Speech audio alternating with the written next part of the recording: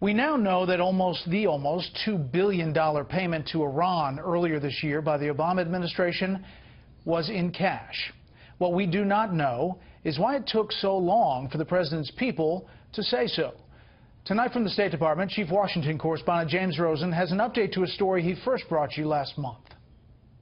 We have nothing to be ashamed about. For the first time, State Department spokesman Mark Toner acknowledged that the U.S. used 3 separate cash payments, each in hard foreign currency, to settle a dispute with Iran over frozen Iranian assets worth a total, including interest, of $1.7 billion.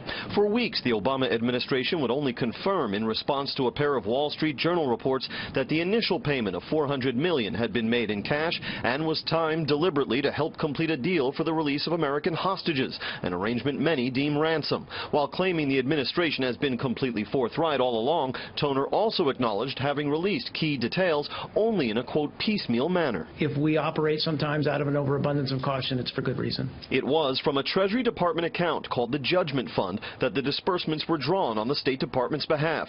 The fund's website shows 13 withdrawals on January 19, adding up to the $1.3 billion in interest. But the website also shows a 14th withdrawal on the same date for another $10.4 million attached to the same case file number as the others. It brought the U.S. well over the announced $1.7 billion settlement figure. So what is this other $10.4 million?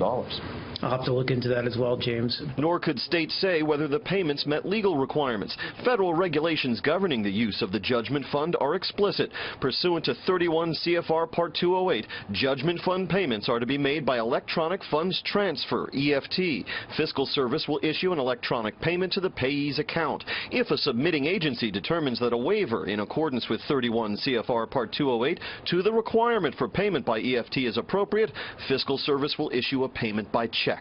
Were any such waivers sought in this case?